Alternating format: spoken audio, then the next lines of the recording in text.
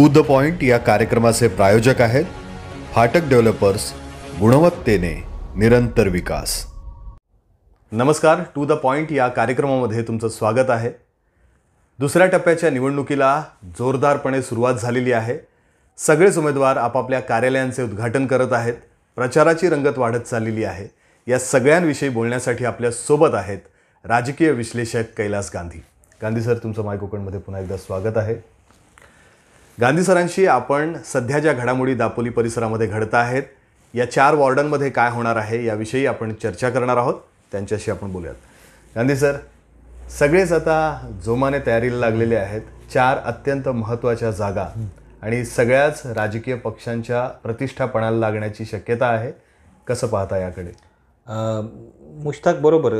आता आपण म्हणू दुसऱ्या टप्प्यामध्ये सगळ्याच राजकीय पक्षांना एक पुरेसा वेळ मिळाला की त्यांना त्यांची मोर्चे बांधणी करण्यासाठी.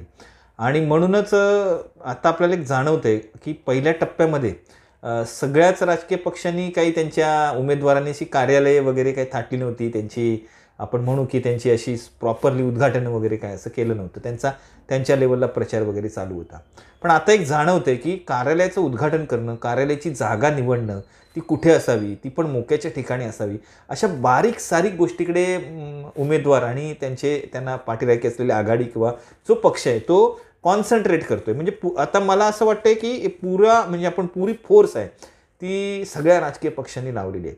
आणि ही जी दुसऱ्या टप्प्याकडे आपण जेव्हा बघतो तेव्हा स्वाभाविक आपण पहिल्या टप्प्याच्या वेळेला आपण बोललो होतो की ह्या 4 जागा आहेत.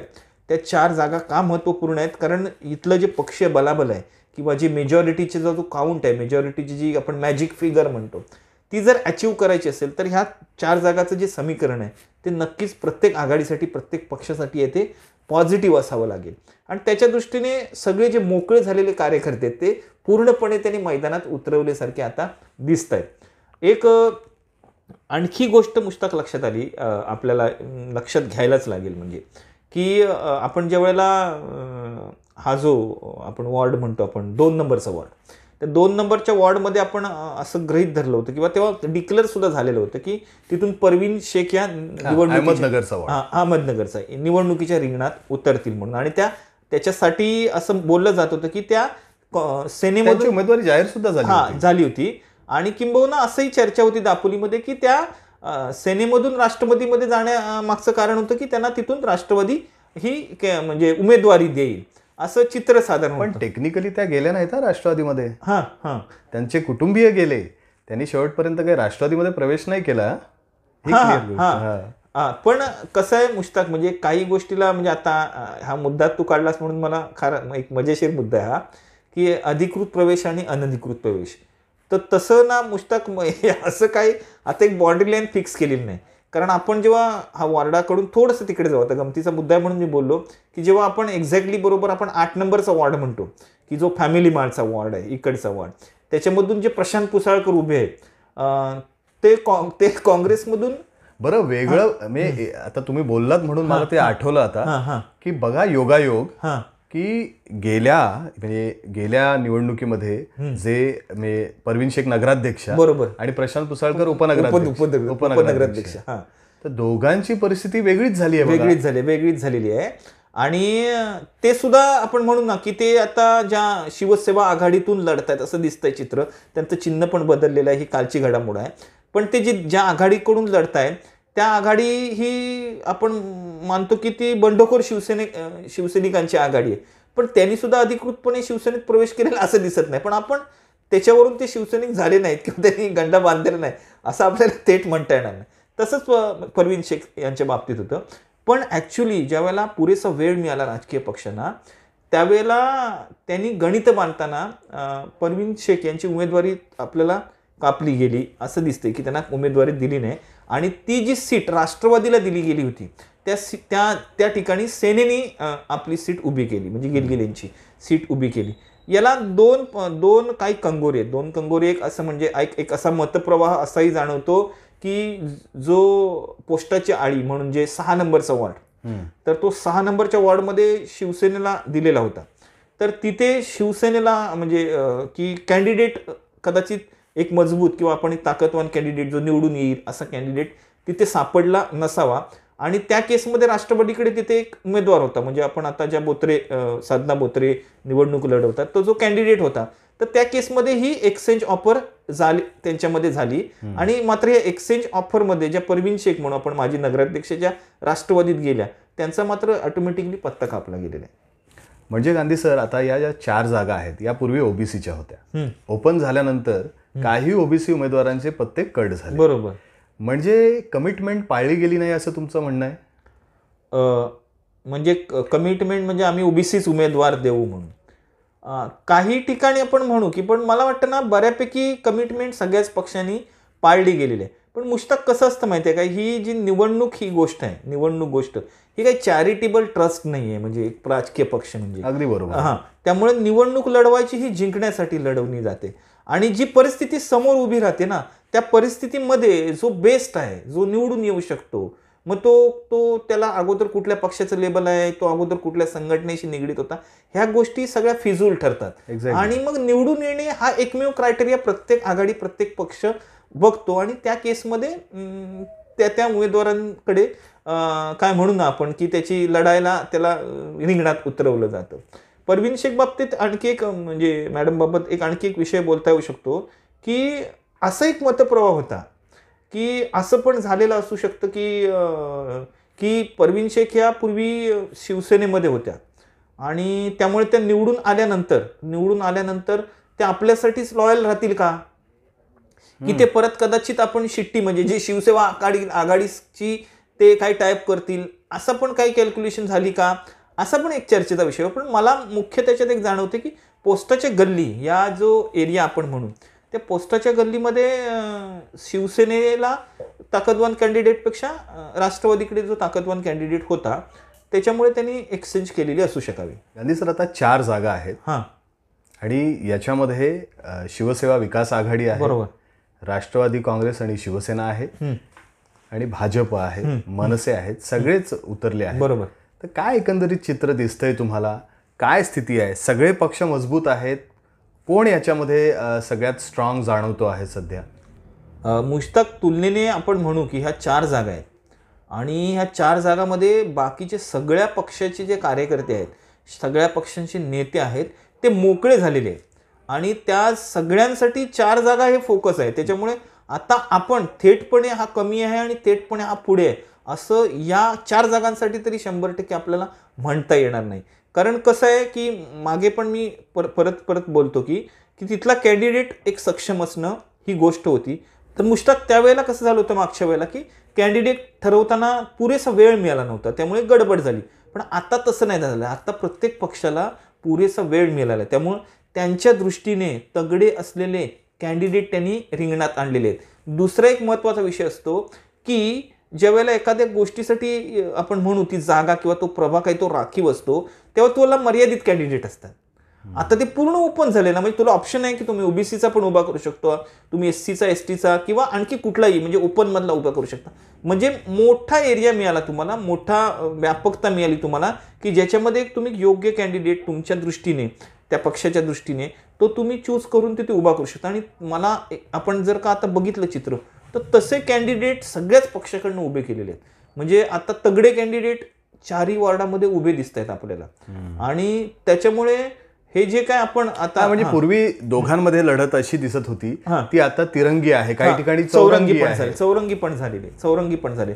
कारण कसं आहे मुश्ताक, मागच्या आकडे जर का बघितले आपण, तर मागच्या आकड्यामध्ये आपल्याला या काही वॉर्डांमध्ये मनसेने सुद्धा घेतलेली मतं आपल्याला विसरता येणार नाहीत किंवा भारतीय जनता पार्टीने घेतलेली मतं सुद्धा विसरता येणार नाहीत, कारण ती सुद्धा 100 क्रॉस करून गेली होती. बरोबर आहे. आणि त्याच्यामुळे आता असं थेटपणे कोणतरी पुढे थेटपणे कोणतरी मागे असं म्हणता येणार नाही. आमदार योगेश कदम हे आता शहरामध्ये दिसत आहेत. बरोबर. त्यांचा वावर गेल्या वेळच्या पेक्षा जास्त दिसतोय. तर याकडे तुम्ही कसं पाहता, त्याचं विश्लेषण कसं कराल? हा मुश्ताक, 2 म्हणजे उघडपणे ते फिरताना आता दिसत आहेत. आपण बघतोय म्हणजे आपण की उघडपणे योगेश कदम हे वॉर्डमध्ये फिरताना दिसते. 2 गोष्टी असू शकतात, दोन्ही पद्धतीने आपण मुश्ताक त्याच्याकडे बघू शकतो. एक गोष्ट अशी आहे की थोडीशी त्यांना जी मागच्या ज्या 13 सीट झाल्या, त्या 13 सीट जागांमध्ये त्यांना त्यांच्या काही म्हणून त्यांनी जे काही अपेक्षित केलेल्या असतील जागा, त्यामध्ये त्यांना पॉझिटिव्ह रिझल्ट मिळतील असं कदाचित चित्र त्यांच्या समोर आलं असेल, तर त्या केसमध्ये आपलं पक्षीय बलाबल किंवा आपल्या कॅन्डिडेटचं बलाबल आहे ते वाढवण्यासाठी म्हणून जर का त्यांना असं वाटत असेल की आपली ते सत्ता येऊ शकते, की आपण जे काही अपक्ष किंवा शिवसेना आघाडीच्या माध्यमातून जे काही वेगळं आपल्यासमोर चित्र उभं राहत होतं, ज्याला बॅकबोन आहे असं जरी म्हटलं तरी पिक्चरमध्ये कुठेही योगेश कदम आले नव्हते, तर ते पिक्चरमध्ये आता आलेले आहेत. त्यामुळे दोन गोष्टी आहेत. एक असं म्हणू शकतो आपण की त्यांना असं एक आशादायी चित्र समोर असेल म्हणून ते बूस्ट करण्यासाठी म्हणून आता अंतिमता एकदा करू आणि चित्र स्पष्ट दिसतंय अशी गोष्ट. याच्यामध्ये गांधी सर, हां, शिवसेना विकास आघाडी म्हणजे आमदार योगेश कदम आणि शिवसेना सूर्यकांत दळवी, बरोबर, या दोघांना सिद्ध करायचं. बरोबर, हा, जर यामध्ये ज्याची बाजी होईल, बरोबर, तर त्यांना पक्ष नेतृत्वाकडून कशा प्रकारे समर्थन मिळू शकतं याकडे तुम्ही कसं पाहताय? हां, मुश्ताक, तेच खरं गौडबंगाल आहे. निवडणुकीच्या निकालाचा परिणाम होऊ शकेल म्हणजे वरती हे निर्विवाद आपण म्हणू शकतो, पण जरी तसं म्हटलं आपण तरी सुद्धा एक गोष्ट आपण विसरू शकत नाही की पक्षाचं जे उच्च नेतृत्व आहे म्हणजे किंवा आपण म्हणतो हायकमांड ज्याला म्हणतो आपण, त्या हायकमांडच्या आजूबाजूला असलेल्या लोकांमध्ये किंवा त्या हायकमांडशी ज्या माणसाचा थेट संपर्क आहे, ज्या माणसाचं थेट वजन आहे, तोच तिथली कॅल्क्युलेशन हलवतो. कळलं की नाही? मग ते कोणाचं वजन आहे, तुम्ही असं म्हणताय की या निकालाचा तसा काही फार परिणाम होणार नाही? थेटपणे परिणाम होणार नाही, पण एक गोष्ट होऊ शकेल की हा निकाल जर योगेश कदम किंवा शिवसेना आघाडीच्या बाजूने पॉझिटिव्ह लागला तर एक गोष्ट मात्र निश्चितपणे होईल की जे आपण असं दिसतंय की ह्या सगळ्या प्रोसेसमधून योगेश कदम गटाला बाजूला करण्याची जी प्रोसेस सुरू झाली होती त्या प्रोसेसला खीळ बसेल. खीळ बसेल याचा अर्थ पूर्ण थांबवली जाते असा विषय नाही, किंवा वरती एकदम छान गोडी गोडी होतं असं पण होईल असं पण पटकन आपल्याला म्हणता येणार नाही. उलट आपण त्याच्यावर जर बोललो तर काय बोलाल? म्हणजे उलट म्हणजे यांना नाही मिळाली जर यामध्ये अपेक्षित जागा, अपेक्षित जागा जर का नाही मिळाल्या असं जर का दिसलं तर मला वाटतं की वरून हायकमांड कडून जर का मी बोललो ना ज्या गटाचा प्रभाव आहे की ज्यांचा हायकमांडकडे आपण म्हणू की ज्यांची वजन आहे असं म्हणू आपण, तर ती लोक पुन्हा ही प्रोसेस जी काय आता आपण काटछाट करायची प्रोसेस आहे ती जास्त प्रबळ होईल असं मला वाटतं. वेगवान करतील, थोडे वेगवान. याचे परिणाम जिल्हा परिषद पंचायत समिती होऊ शकतील. फक्त त्याच्यात एक महत्वाचं हर्डल आपल्याला लक्षात येते मुश्ता, की हे जे काही झालं सगळं जे चेंजेस झाले, राष्ट्रवादीची युती झाली त्याच्यामुळे फारकत झाली असं जरी चित्र आपल्या समोर आलं असलं तरी मूळ चित्र मी मागेही बोललो होतो की हे चित्र वेगळं आहे. चित्र काय आहे की हा संघर्ष आहे. कोणामधला संघर्ष आहे की रामदास कदम आणि आपले अनिल परब यांच्यातला संघर्ष आहे. त्याला फक्त आपल्या समोर पडद्यावरती जे चित्र दिसते ते नाही, पण पडद्याच्या पाठचं हेच आहे. हे अगदी निर्विवाद सत्य, ते कुणीही नाकारू शकत नाही. सोयीनुसार कोणी सुद्धा नाकारू शकतं म्हणजे तसं नव्हे, आपण तर नाकारू शकत नाही, आपण विश्लेषणाला बसलेलं. तर ते चित्र आहे. तर त्या पार्श्वभूमीवरती एक गोष्ट मात्र प्रकर्षाने समोर आली होती की सगळं एवढं होऊन सुद्धा जो कार्यकर्ता आहे किंवा जे नेटवर्क होतं शिवसेनेचं नेटवर्क, ते बहुतांश नेटवर्क आहे ते आजही योगेश कदम यांच्या बरोबरीने दिसतंय. त्याच्यामुळे असे मुवमेंट झाल्यानंतर नक्की काय पुढे होईल कळलं की नाही. तर एवढे सगळे प्रेशर म्हणजे 2 पालकमंत्री इथे येऊन बसणं आणि त्यांनी कार्यकर्त्याला साथ घालणं, त्यांनी सांगणं की हे अधिकृत कॅन्डिडेट नाही, असं होऊन सुद्धा शिवसेनेचे कार्यकर्ते हल्ले नाही असं जे चित्र आपल्या समोर दिसतंय, तर ते थोडंसं त्याच्यावरती पूर्णपणे अटॅक करतात नाही. एक गोष्ट साधी आपण गोष्ट घेऊ की या प्रोसेसमध्ये अमोल कीर्तीकरांना पण आणलं होतं. म्हणजे अमोल कीर्तीकर पण यावेळेला इथली जी प्रोसेस होते त्यामध्ये होते. आता आपल्याला हे लपणारी गोष्ट नाही की सुनील विसबुड आणि अमोल कीर्तीकर यांचं रिलेशन आपण काय विसरू शकत नाही. पण आजच्या घडीला आपण असं बघितलं तर जी शिवसेना आघाडी आहे त्याच्या जावेद सारंग आहेत, त्यांचं जे कार्यालय आहे ते सुनील विसबुड यांच्या कंपाऊंडमध्ये आहे. म्हणजे मग आता ह्या केसमध्ये अमोल कीर्तीकर येतील का इथे असा एक विषय आहे. म्हणजे मागच्या वेळेला ते दिसले होते, आता दिसतील का, अशा अनेक गोष्टी आहेत यामध्ये. थोडक्यात काय की या 4 जागांसाठी आता खूप जोरदार लढाई होणार आहे. हो. तर ही जी लढाई आहे ही कोण जिंकणार आहे हे आपल्याला आता 19लाच कळणार आहे. बरोबर. यात मी थोडंसं मध्ये तुला इंटरप्ट करतो. ज्या अर्थी ही लढाई जोरदार होते आहे किंवा इतकं जर का पूर्ण प्रेशरने काम होतंय, याचा अर्थ 13 सीटचा जो रिझल्ट आहे तो रिझल्ट तुलनेने संमिश्र असावा. म्हणजे तो सत्तेपर्यंत जात नाहीये. सत्तेपर्यंत जात नाही, क्लिअर कट तिथे.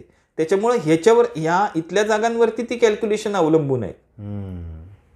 बरोबर गांधी सर, या विषयावरच आपण इथे थांबूयात. हां, आणि ही चर्चा आपण उद्या परत पुढे सरकवूया आणि वॉर्ड बाय वॉर्ड आपण लक्ष करूया, एक एक वॉर्डची चर्चा करूया. नक्की. प्रत्येक वॉर्डमध्ये जे सगळे उमेदवार आहेत त्या उमेदवारांची काय मानसिकता आहे, कशा प्रकारे ते प्रचार करत आहेत, कोणते मुद्दे घेऊन जात आहेत, या सगळ्यांविषयी आपण पुढच्या भागामध्ये चर्चा करूयात. पण आज आपण इथे थांबूयात. हे होते कैलास गांधी, ज्यांनी अतिशय चांगल्या शब्दांमध्ये अतिशय परखडपणे आपली मतं मांडली, विश्लेषण केलं. आणखीही या विषयांवर आपण बोलत राहणार आहोत. या निवडणुकीसंदर्भातल्या ज्या चर्चा आहेत त्या माय कोकणवर टू द पॉईंटच्या माध्यमातून सुरूच राहणार आहेत. तुम्ही पहा माय कोकण. माय कोकण सबस्क्राईब करण्यासाठी लाल बटनवर क्लिक करा आणि त्यानंतर येणाऱ्या बेल आयकॉनवर क्लिक करून सर्व अपडेट्स आपल्या मोबाईलवर मिळवा.